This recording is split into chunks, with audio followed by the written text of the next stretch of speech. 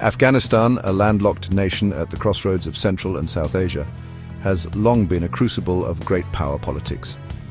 In April 1978, a coup d'etat by leftist military officers toppled President Mohammed Daoud Khan, leading to the SAR revolution.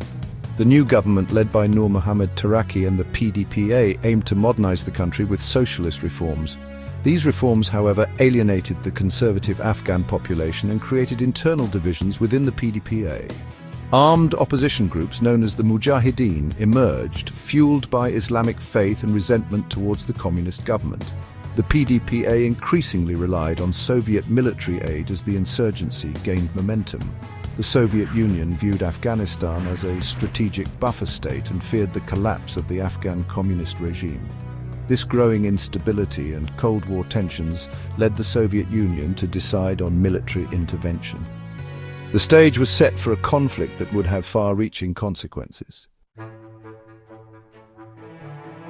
On December 24, 1979, the Soviet Union launched Operation Storm 333, airlifting troops into Kabul and seizing key government installations. The invasion was swift, catching the Afghan government and the world by surprise. Soviet forces quickly secured Kabul, installed a new puppet leader, and took control of major cities. Moscow believed its superior firepower would crush the insurgency, but they underestimated the Afghan resistance and terrain.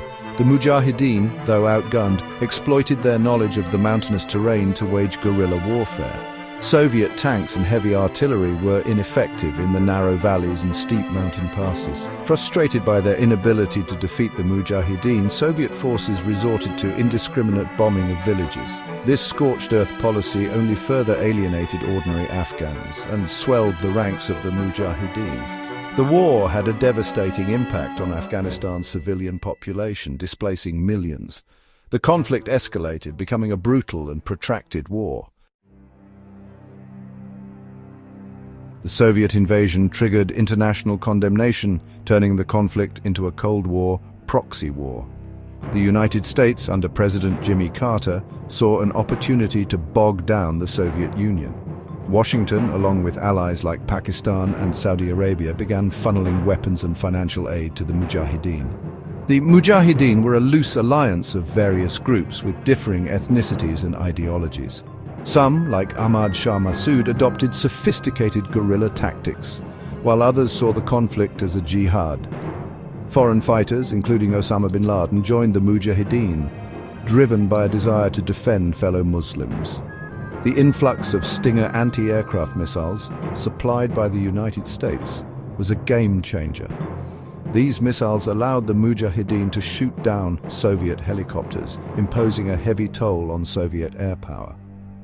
The war in Afghanistan became a bleeding wound for the Soviet Union, both militarily and politically. The Soviet invasion was based on miscalculations and ideological blind spots. The Kremlin underestimated the potency of Islam as a mobilizing force and the depth of popular opposition. Soviet military planners misjudged the challenges of waging war in Afghanistan's rugged terrain. Their conventional military tactics were ill-suited for guerrilla warfare against an enemy supported by the local population. The Soviets found themselves bogged down in a protracted conflict that drained resources and demoralized troops. Moscow's attempts to win over the Afghan people through propaganda and aid largely backfired. The brutality of the Soviet campaign alienated many Afghans who viewed the Soviets as oppressors.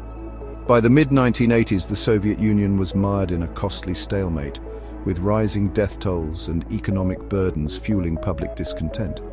The war exacerbated ethnic tensions within the Soviet Union, as Muslim soldiers were disproportionately conscripted to fight in Afghanistan.